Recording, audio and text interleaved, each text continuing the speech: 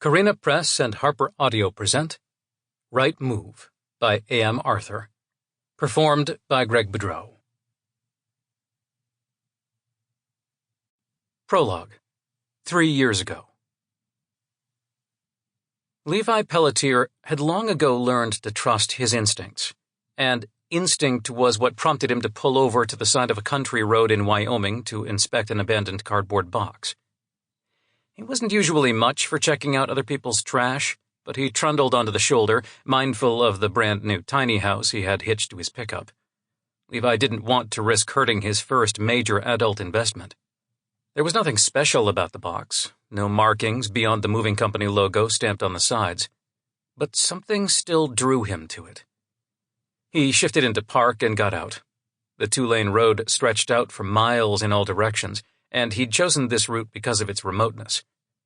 After getting sober 6 months ago, Levi preferred solitude with nature over the bustle of city life, or even small-town life.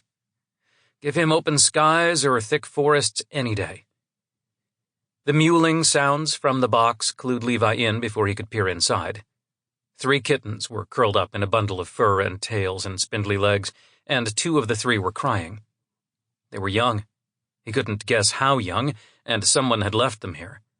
3 tiny, precious lives, abandoned. "Hey, you guys." He squatted beside the box and reached inside. The striped ginger kitten immediately tried suckling his fingertip.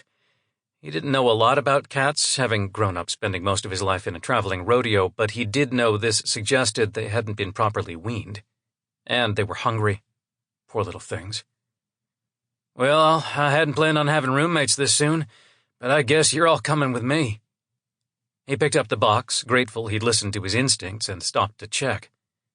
Since the only thing Levi had in his tiny house that the kittens could eat was bottled water, he found the smallest bowl he had and gave them some. The little babies mobbed the bowl, and it infuriated him to think how long they'd been without food. He tried not to think about it. His phone's GPS said the nearest town was about 10 miles ahead, so once he had them settled in the box with a towel to keep warm, he headed out again. Naturally, the town didn't have a veterinarian's office, but a nice lady at the post office gave him directions to another town with options. She also thanked him for rescuing the kittens. "Any decent person would," he said as he tipped his hat.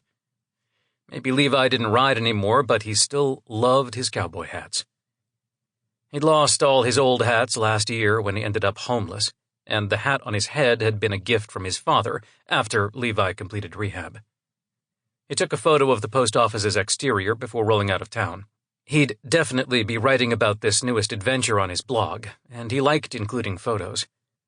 The blog idea had come up during his stint in rehab as a method of remembering his past in a positive way, instead of letting the agony of his little brother's accidental death a year and a half ago darken and distort his entire life. At first, Levi had written in a notebook. Once he realized what an incredibly unique life he'd lived, he decided to share it with the wider world. And he was also documenting his decision to take his home on the road on the blog. He enjoyed blindly traveling the states and landing wherever he landed for the night, even if it was just on the side of the road. The next town was large enough to have several grocery stores and vet options. The first vet he visited squeezed them in since the kittens were so young and vulnerable, and Levi instantly liked the young man who examined them. He explained how he'd found the trio. "I don't understand people who abandon innocent creatures like that," Dr. Clark said as he looked over the black and white baby. "Agreed." Levi watched the careful way the vet handled the kittens as he weighed them, looked at their teeth and into their ears. The calico meowed the entire time it was handled.